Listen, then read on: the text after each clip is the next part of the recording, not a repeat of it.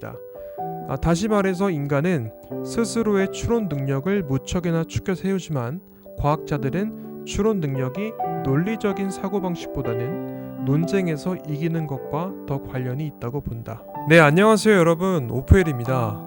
저번 시간에는 저희가 왜 탄수화물을 먹으면 안 되는지에 대해서 인류의 역사를 통해서 한번 알아봤는데요. 오늘은 우리가 왜 탄수화물을 먹을 수밖에 없는지에 대한 이유를 한번 알아보도록 하겠습니다. 인류 역사 400만 년 중에서 탄수화물을 주식으로 먹기 시작한 시기는 고작 1만 년 전이라고 저번 시간에 말씀드렸는데요.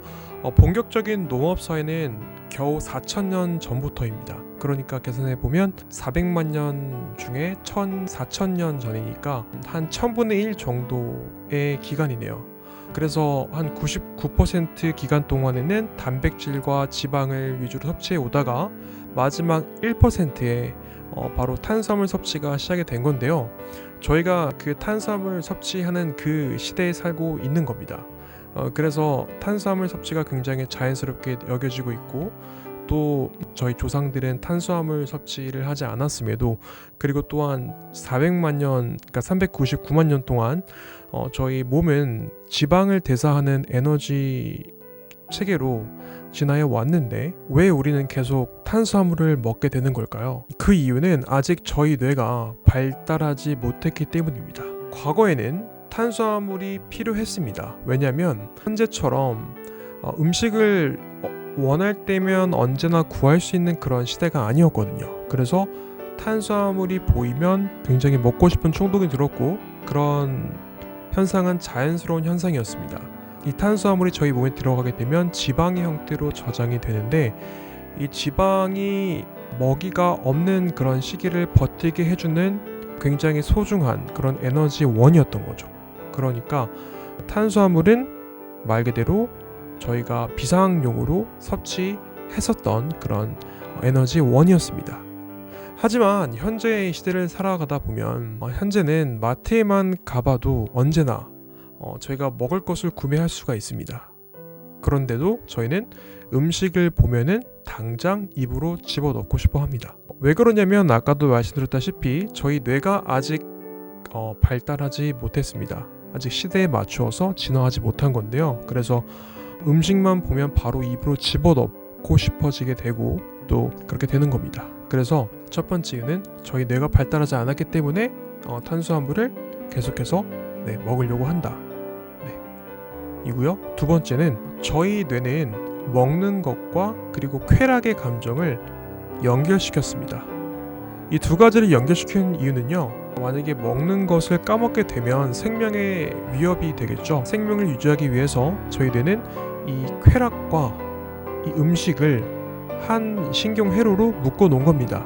음식의 어떤 신호가 보이면 바로 그 쾌락을 연상시키면서 바로 음식을 먹도록 그렇게 만들어 졌습니다. 만약에 저희가 쾌락이라는 감정을 다른 어떤 일에서 느낀다면은 어떤 음식을 통한 쾌락, 그런 집착이 좀 덜하겠죠. 하지만 기분이 우울하다거나 아니면 일을 하다가 스트레스를 받거나 또는 어떤 그런 짜증나거나 지루한 일이 있었을 때 그런 기분 상태를 단번에 바꿔주는 것이 음식인데요.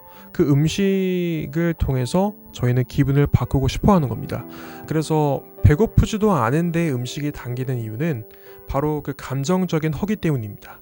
그래서 감정적인 허기 때문에 저희가 음식을 갈망하게 되는 거고, 그렇기 때문에 이런 다이어트를 이런 관점에서 접근한다 보면은 단순히 음식을 조절하는 게 아니라 자신에게 어떤 행복감과 그리고 쾌락을 주는 그 도파민을 분비하게 만드는 그런 어떤 생산적인 활동을 찾는다면 음식에 집착하지 않고 또 어떤 그런 쾌락의 감정을 느낄 수가 있기 때문에 음식을 보고서도 좀 자제하는 그런 능력이 생기게 되는 겁니다. 어떤 감정적인 허기짐을 많이 느끼는 또 현대 사회인데요. 이런 사회에서 저희가 또 기분이 좀 꿀꿀하면 또 배달 음식을 시키거나 아니면 마트로 가서 또 먹고 싶은 거를 한번 둘러보잖아요. 그런데 마트를 가보시면 아시겠지만 사실 대부분이 밀가루라든지 아니면 쌀가루 또 탄수화물로 이루어진 그런 식품들입니다. 제가 아까 말씀드렸다시피 저희 음식은 눈에 보이는 음식을 먹고 싶어 하는 충동이 습관이 있기 때문에 당연히 마트에 가서 가장 잘 보이는 음식을 집어들겠죠.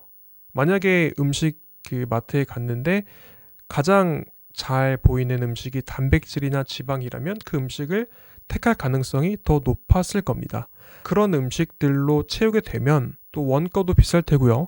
또한 식품 산업계의 이득이 줄어들겠죠. 그래서 자연스럽게 굉장히 싼 값에 만들 수 있는 그런 가공식품들이 즐비하게 된 건데요. 사람들이 사 먹지 않으면 마트에서도 당연히 그 음식을 놓지 않을 거고 또 식품 업계도 만들지 않겠죠. 자, 그러면 왜 병원이랑 또 의사분들께서는 왜 탄수화물에 대해서 탄수화물 줄여야 한다고 왜 말을 하지 않으시는 걸까요? 사실 병원에만 가도 아시겠지만 병원 밥을 먹어보면 반찬 양에 비해서 밥의 양이 과도하게 많습니다. 사실 탄수화물을 그러니까 저희 쌀밥은 굉장히 혈당을 급등시키는 또 탄수화물 원인 중 하나인데요. 의사분들이 저희들에게 식습관을 강조하지 않는 이유는 사실 저희들에게도 책임이 있습니다. 왜냐하면 만약 저희가 어떤 아파서 병원에 갔는데 의사 선생님께서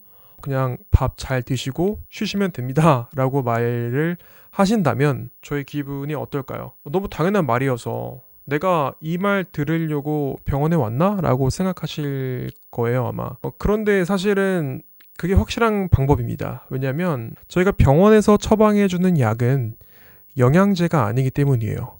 영양제는 말 그대로 저희 몸을 건강하게 만들어서 저희 몸이 스스로 회복할 수 있도록 하는 것이기 때문에 전혀 부작용이 없습니다. 그러나 약은 부작용이 있죠. 그건 왜 그러냐면 약은 저희 병의 근본적인 원인을 치료하는 게 아니라 증상을 없애는 거죠. 근본적인 해결책이 아니기 때문에 당연히 부작용이 나타날 수밖에 없죠. 예를 들어서 감기에 걸리게 된다면 저희가 열이 나게 되죠. 하지만 열이 나는 이유는 저희 몸에서 온도를 높여서 저희 몸에 있는 어떤 세균과 박테리아를 박멸하겠다 이겁니다. 죽이겠다는 건데 이런 단순히 열을 낮추는 해열제를 먹고 주사를 맞아서 열을 낮추게 된다면 당연히 세균을 죽일 수가 없게 되겠죠. 그래서 결국은 저희 몸이 계속해서 나아지지 않고 열은 내려갔지만 아픈 상태가 되는 겁니다. 그래서 사실 병원도 어찌 보면은 자선 사업이 아니죠. 어떤 하나의 기업에 가깝습니다. 이익을 내지 않으면 존재할 이유가 없죠. 그렇기 때문에 병원은 저희를 위해서, 물론 저희를 치료하기 위해서 존재하는 거지만 정말 근본적인 존재 이유는 이 병원은 이익을 내는 것입니다. 그러니까 병원을 믿고 자신의 건강을 의사에게 맡긴다면 정말 나중에는 후회하는 일이 벌어질 수도 있습니다. 무서운 얘기긴 하지만 결론은 자기 건강은 자기가 지켜야 한다는 거예요. 네. 그 중심에는 탄수화물이 있습니다. 탄수화물이 있고 그 탄수화물을 절제를 해야 되는데 탄수화물을 절제를 해야 한다는 거를 알면서도 왜 사람들은 지방을 무서워할까요? 과거의 역사를 살펴보면 지방을 무서워하게 된 계기는 미국의 어떤 안셀키스라는 박사가 7개국 연구 논문을 발표했는데요. 지방이 그러니까 콜레스테롤이 어떤 심장 질환의 위험을 높인다라고 발표를 했습니다. 그런데 이 논문이 결국에는 조작된 걸로 판명이 났는데요. 그럼에도 불구하고 이 연구 논문이 발표됐을 당시에 정말 전 세계인들이 아주 경악을 했습니다. 굉장히 지방에 대해서 굉장한 부정적인 시선으로 지방을 보게 되었고 그래서 그 지방이 그때부터 오해를 받기 시작한 거죠.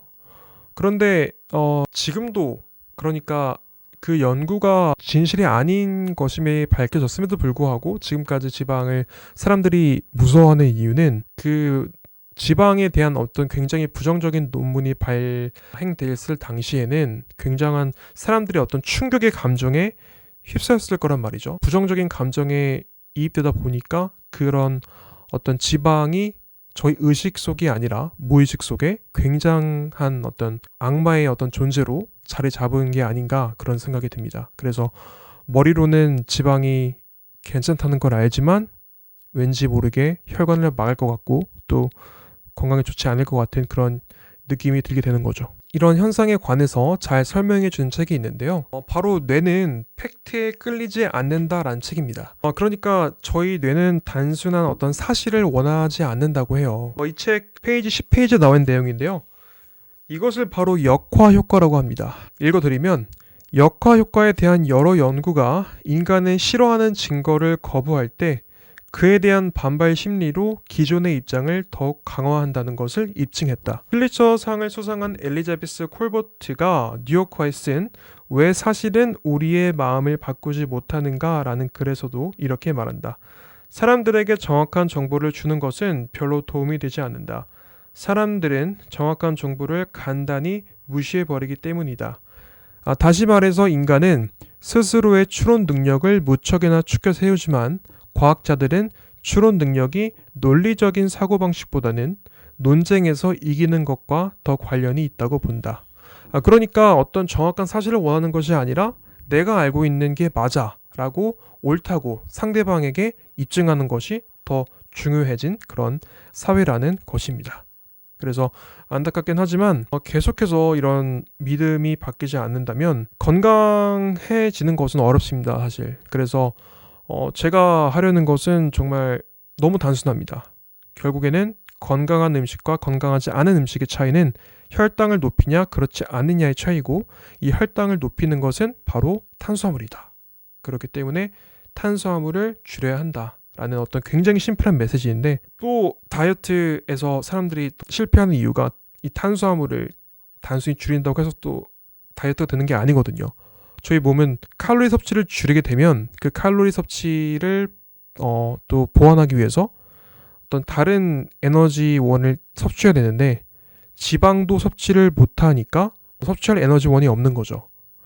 그러니까 영문도 모른 채 계속해서 다이어트는 힘들고 또 살은 안 빠지고 또 요요 현상이 오고 그런 게 반복되는 겁니다. 그래서 다음 영상에서는 저희가 어떻게 구체적으로 탄수화물이 왜 몸에 좋지 않은지 3가지 과학적인 증거를 간단하게 설명드릴 거고요. 또 그러면 이 탄수화물을 줄이고 어떻게 하면 줄일 수 있고 또 방법은 무엇인지에 관해서, 또 어떻게 하면 다이어트를 좀 더 쉽게 할 수 있고 건강한 삶을 또 유지할 수 있는지에 관해서 이야기할 테니까요. 다음 영상도 많은 기대 부탁드리고요. 네, 오늘 영상이 도움이 되셨다면 좋아요와 구독 버튼 그리고 알림 설정까지 해주시면 감사하겠습니다. 감사합니다. 오페일이었습니다.